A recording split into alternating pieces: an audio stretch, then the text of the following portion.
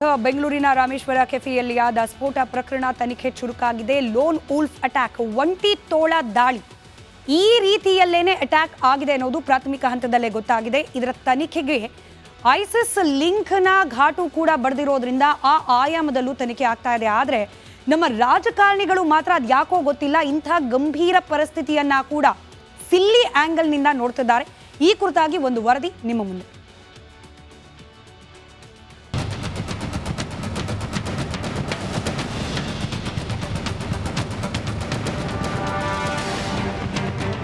Will not get distracted by all these silly attempts to disturb peace ಇದೆಯಲ್ಲ, we will tackle it. Bengaluru bomb blast silly attempt ಎಂದ ಸಚಿವ ಶರಣ ಪ್ರಕಾಶ್ ಹೇಳಿಕೆಗೆ ದೋಸ್ತಿ ಪಡೆ ಕಿಡಿಕಾರಿದೆ.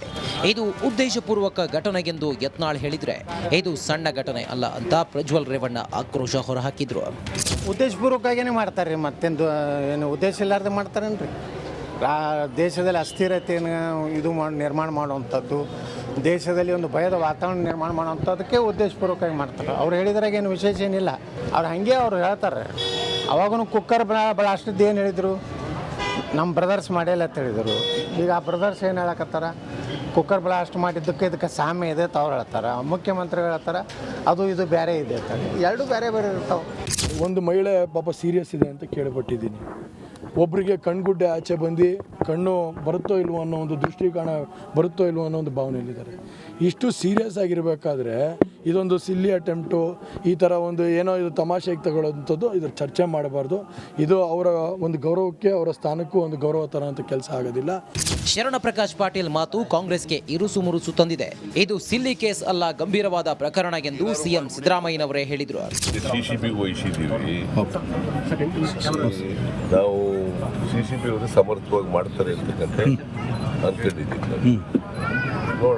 ರಾಮೇಶ್ವರಂ ಕೆಫೆ ಬ್ಲಾಸ್ಟ್ ಬಗ್ಗೆ ಸರ್ಕಾರದ ವಿರುದ್ಧ ವಿಪಕ್ಷ ನಾಯಕ ಆರ್ ಅಶೋಕ್ ಕಿಡಿಕಾರಿದ್ರು. ನೀವೇನಾದ್ರೂ ಮಾಡಿ ವೋಟ್ ಹಾಕಿ ಅಂತಾರೆ.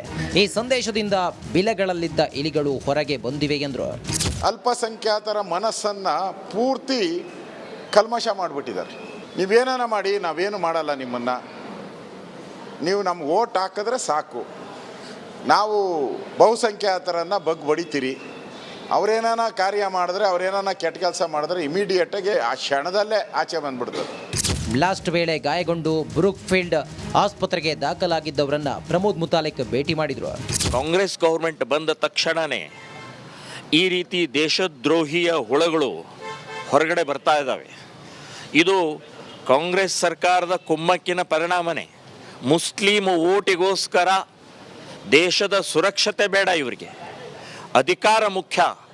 ಇಷ್ಟೆಲ್ಲ ವಿವಾದದ ಬಳಿಕ ಎಚ್ಚೆತ್ತ ಶರಣ ಪ್ರಕಾಶ್ ಪಾಟೀಲ್ ನಾನು ಅಂತಹ ಹೇಳಿಕೆ ನೀಡಿಲ್ಲ ಎಂದು ಯೂಟರ್ನ್ ಹೊಡೆದರು. ನಾವು ಈ ಬಾಂಬ್ ಬ್ಲಾಸ್ಟ್ ಪ್ರಕರಣ ಸಿಲ್ಲಿ ಅಂತ ಹೇಳಿಲ್ಲ, ಇದನ್ನು ಸೀರಿಯಸ್ ಅನ್ನು ಪರಿಗಣಿಸಿ ಇದರ ಮೇಲೆ ನಿರ್ದಾಕ್ಷಿಣ್ಯ ಕ್ರಮ ಕೈಗೊಳ್ಳುತ್ತೀವಿ ಅಂಥೇಳಿ ನಾವು ಹೇಳಿದ್ವಿ. ಸರ್ಕಾರ ಇದನ್ನು ಸೀರಿಯಸ್ ಆಗಿ ಪರಿಗಣಿಸಿದೆ, ಕ್ರಮ ಆಗ್ತದೆ ಅಂತ ಹೇಳಿದ್ವಿ. Will not get distracted by all these silly attempts to.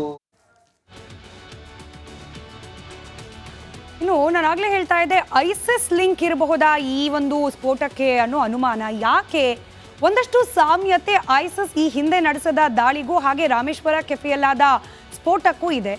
ಹೇಗೆ ಗಮನಿಸ್ತಾ ಹೋಗೋಣ. ಈಗ ಆಲ್ರೆಡಿ ತನಿಖಾ ಸಂಸ್ಥೆ ಈ ಘಾತಕ ಶಕ್ತಿಯ ಮೂಲವನ್ನ ಭೇದಿಸೋಕೆ ಆ ಟೀಮ್ ಹಗಲು ಇರಳು ಶ್ರಮವನ್ನ ವಹಿಸ್ತಾ ಇದೆ. ಸಾಮ್ಯತೆ ಬಗ್ಗೆ ನಾನು ಮಾತನಾಡ್ತಿದ್ದೆ ನೋಡಿ. ಈ ಹಿಂದೆ ಈ ಆದ ಘಟನೆಗಳಲ್ಲಿ ಬಾಂಬ್ ತಯಾರಿಕೆಗೆ ಬಳಸಿದ ವಸ್ತು ಹಾಗೆ ರಾಮೇಶ್ವರ ಕೆಫೆಯಲ್ಲಿ ಬಾಂಬ್ ಏನು ಸ್ಫೋಟಗೊಳ್ತು ಅದನ್ನ ತಯಾರು ಮಾಡಲಿಕ್ಕೆ ಬಳಸಿದ ವಸ್ತು, ಇದರ ಅಧ್ಯಯನ ಜೊತೆಗೆ ಸಾಮ್ಯತೆಯ ಹೋಲಿಕೆಯನ್ನ ಕೂಡ ಮಾಡಲಾಗ್ತಾ ಇದೆ. ಹಿಂದೆ ಮಂಗಳೂರಿನಲ್ಲಾದಂತಹ ಕುಕ್ಕರ್ ಬಾಂಬ್ ಸ್ಫೋಟ, ಇಲ್ಲೂ ಕೂಡ IEDಯನ್ನ ಬಳಕೆ ಮಾಡಲಾಗಿತ್ತು. ರಾಮೇಶ್ವರ ಕೆಫೆಯಲ್ಲೂ ಕೂಡ ಅದೇ. ಹಾಗೆ ಶಿವಮೊಗ್ಗದ ತುಂಗೆಯ ತೀರದಲ್ಲಿ ಆದ ಪ್ರಾಯೋಗಿಕ ಟ್ರಯಲ್ ಬ್ಲಾಸ್ಟ್, ಇಲ್ಲೂ ಕೂಡ ಬಳಕೆ ಮಾಡಿಕೊಂಡಿದ್ದು IEDನೇ. ಇತ್ತೀಚಿನ ಬಹುತೇಕ ಈ ರೀತಿ ಸಮಾಜಘಾತುಕ ಕೃತ್ಯಗಳಿಗೆ ಐಸಿಸ್ ಬಳಕೆ ಮಾಡ್ಕೊಳ್ತಾ ಇರೋದು IEDಯನ್ನೇ. ಇದೇ ಕಾರಣಕ್ಕೆ ಇಲ್ಲೂ ಕೂಡ ಆಗಿರುವಂತಹ ರಾಮೇಶ್ವರ ಕೆಫೆಯಲ್ಲಿ ಆದಂತಹ ಸ್ಫೋಟದ ಹಿಂದೆ ಕೂಡ ಐಸಿಸ್ನ ಕರಿನೆರಳು ಇರಬಹುದು ಅನ್ನೋ ಅನುಮಾನ. ಈ ಆಂಗಲ್ನಲ್ಲೂ ಕೂಡ ತನಿಖಾಧಿಕಾರಿಗಳು ತನಿಖೆಯನ್ನು ಮುಂದುವರೆಸಿದ್ದಾರೆ. ಇದರ ಜೊತೆಗೆ ಮತ್ತೊಂದು ಸಾಮ್ಯತೆ ಅಂತಂದ್ರೆ ಲೋನ್ ಉಲ್ಫ್ ಅಟ್ಯಾಕ್, ಒಂಟಿ ತೋಳ. ಹಾಗಾದ್ರೆ ಏನಿದು ಒಂಟಿ ತೋಳ? ಆ ಕುರಿತಾದ ಕೆಲವೊಂದಷ್ಟು ಅಂಶಗಳನ್ನ ಕೂಡ ಕ್ವಿಕ್ ಆಗಿ ಗಮನಿಸ್ತಾ ಹೋಗೋಣ. ರಾಮೇಶ್ವರಂ ಕೆಫೆ ಸ್ಫೋಟಕ್ಕೆ ಬಳಕೆಯಾಗಿದ್ದು ಕೂಡ ಈ ಒಂಟಿ ತೋಳ ದಾಳಿಯ ಮಾದರಿಯೇನೆ. 2014ರಲ್ಲಿ ಬೆಂಗಳೂರಿನ ಚರ್ಚ್ ಸ್ಟ್ರೀಟ್ ಸ್ಫೋಟದಲ್ಲೂ ಕೂಡ ಇದೇ ರೀತಿಯ ಅಟ್ಯಾಕ್ ಬಂದಿದ್ದು. ಒಬ್ಬನೇ ಬಾಂಬ್ ಬ್ಲಾಸ್ಟ್ ಆಯಿತು, ಆತ ಅಲ್ಲಿಂದ ಎಸ್ಕೇಪ್ ಆದ. 2007ರಲ್ಲಿ ಹೈದರಾಬಾದ್ನ ಅವಳಿ ಬಾಂಬ್ ಸ್ಫೋಟದಲ್ಲೂ ಕೂಡ ಇಂಥದ್ದೇ ಮಾದರಿಯನ್ನ ಬಳಕೆ ಮಾಡಿಕೊಳ್ಳಲಾಗಿತ್ತು. ಅಂದರೆ ಬಾಂಬ್ ಎಲ್ಲಿ ಇಡಬೇಕು ಅನ್ನೋದರ ಕುರಿತಾಗಿ, ಇಟ್ಟಾದ ನಂತರದಲ್ಲಿ ಹೇಗೆ ಎಸ್ಕೇಪ್ ಆಗಬೇಕು ಅನ್ನೋ ಕುರಿತಾಗಿ ಕಂಪ್ಲೀಟ್ ಟ್ರೈನಿಂಗ್ ಅನ್ನ ಕೇವಲ ಒಬ್ಬ ವ್ಯಕ್ತಿಗೆ. ನೋ ಡೌಟ್ ಆತನ ಹಿಂದೆ ಬ್ಯಾಕ್ ಎಂಡಲ್ಲಿ ಸಾಕಷ್ಟು ಜನರು ಆತನಿಗೆ ಬೆಂಬಲವಾಗಿ ನಿಂತಿರ್ತಾರೆ. ತಂತ್ರಗಾರಿಕೆ ಹಾಗೆ ಈ ಬಾಂಬ್ ತಯಾರಿಕೆ ಎಲ್ಲ ವಿಚಾರದಲ್ಲೂ ಕೂಡ ಬ್ಯಾಕ್ ಎಂಡ್ ಸಪೋರ್ಟ್ ಇರುತ್ತೆ. ಆದರೆ ಆ ಒಂದು ಪ್ಲಾನ್ ಅನ್ನ ಎಕ್ಸಿಕ್ಯೂಟ್ ಮಾಡಲಿಕ್ಕೆ ಹೋಗೋದು, ಬಾಂಬನ್ನು ಪ್ಲಾಂಟ್ ಮಾಡೋದ್ರಿಂದ ಹಿಡಿದು ಅದು ಬ್ಲಾಸ್ಟ್ ಆಗೋವರೆಗೂ ಖಚಿತಪಡಿಸ್ಕೊಳ್ಳೋದ್ರವರೆಗೂ ಕೂಡ ಒಬ್ಬ ವ್ಯಕ್ತಿಯ ಮೇಲೆ ಕಂಪ್ಲೀಟ್ ಆದ ಟಾಸ್ಕ್ ಅನ್ನ ನೀಡಲಾಗಿರುತ್ತೆ. ಈ ಹಿಂದಿನ 2 ಪ್ರಕರಣಗಳ ಉದಾಹರಣೆ ನಾನು ಏನು ನೀಡಿದೆ, 2 ಪ್ರಕರಣಗಳಲ್ಲೂ ಕೂಡ ಆಗಿದ್ದು ಇದೇ ರೀತಿ. ಇನ್ನು ಮಂಗಳೂರಿನಲ್ಲಾದಂತಹ ಸ್ಫೋಟ, ಅದನ್ನು ಕೂಡ ಮರೆಯೋ ಹಾಗಿಲ್ಲ. ಅಲ್ಲೂ ಕೂಡ ಅಂದರೆ ಕುಕ್ಕರ್ ಬಾಂಬ್ ಬ್ಲಾಸ್ಟ್ ಆದ ಸಂದರ್ಭದಲ್ಲಿ ನೀವು ಗಮನಿಸಬೇಕು, ಆಟೋದಲ್ಲಿ ಪ್ರಯಾಣ ಮಾಡ್ತಿದ್ದಿದ್ದು ಕೇವಲ ಶಾರಿಕ್ ಮಾತ್ರ. ಅಲ್ಲೂ ಕೂಡ ಇದ್ದಿದ್ದು ಈ loan wolf attack ಮಾದರಿನೇ.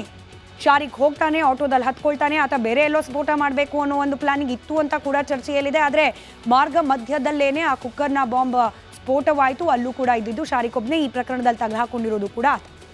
Rameshwara cafe ಸ್ಫೋಟದಲ್ಲೂ ಕೂಡ ಸದ್ಯಕ್ಕೆ ಟ್ರೇಸ್ ಆಗಿರೋದು CCTV ಕ್ಯಾಮ್ರಾಗಳಲ್ಲಿ.